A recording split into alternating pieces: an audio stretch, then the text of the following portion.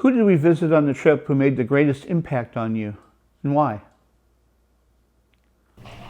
Well, I'm going to take a little bit different tact here and talk about the biggest impact on me looking back, and I gave me was an opportunity to feel and understand what it's like to live in an occupied situation in which literally every aspect of your life is controlled.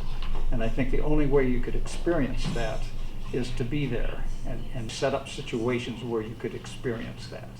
And just as an addendum, in 2006 I actually lived with a Palestinian family for over a week. So I understood the daily rounds and how the daily rounds were impacted. Everything from freedom of movement to even the water that you drink and can use. And the conclusion is the courage that it takes to even exist in that situation. And to get to your question, it's hard to narrow down what was the most impressive group, but I would have to say the Tamimi family, because this family is on the front lines, and it's not just a matter of getting through the daily rounds. It is literally putting your life on the line. And what's even more impressive is that his entire family, or their entire family, was involved. And I think the story is well known, especially in Israel and Palestine, of these Friday confrontations with settlers and the Israeli Defense Force.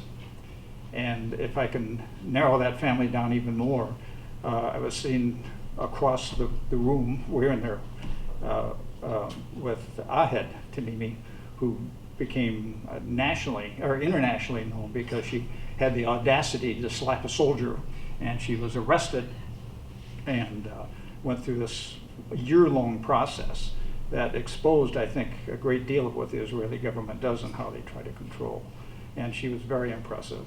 And I remember what she said, because one of the members of our group, they were kind of taken aback about including children in this effort.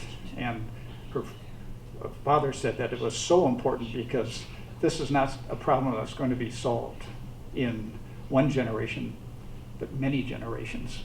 And the children have to be involved. And somebody asked Ahed, "Aren't you afraid?" And she said, and she paused, and this is kind of emotional. She said, "I have to fight the beast of fear because it's more important than me. Our cause is more important to me, and I have to overcome this beast of fear because of, they're fighting for their land and their property and all of this." So that was the most impressive part.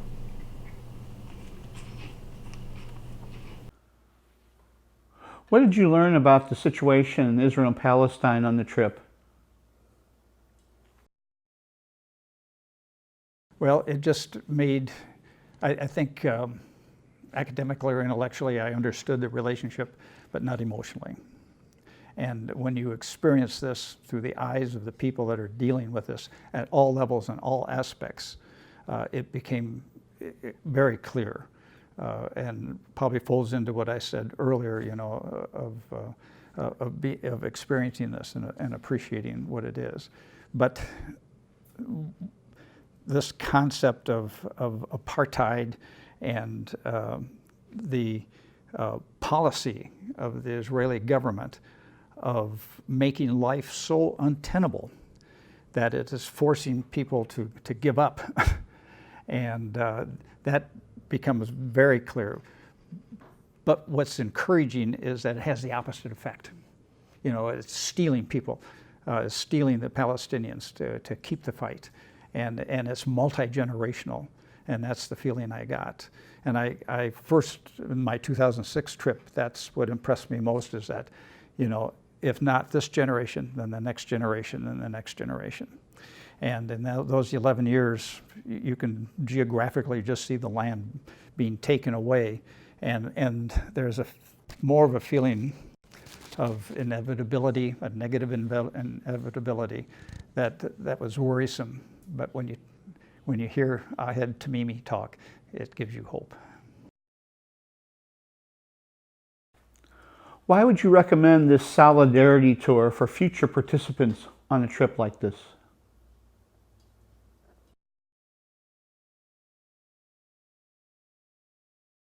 I think maybe it's because I'm older, staying engaged and still wanting to make an impact and do something.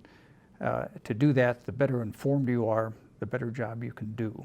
And I can't think of a better way of being informed on a critical issue that is central to the whole Middle East, which of course involves all of us. That, I think, is the overriding importance of, and I'm forever grateful for having participated to him.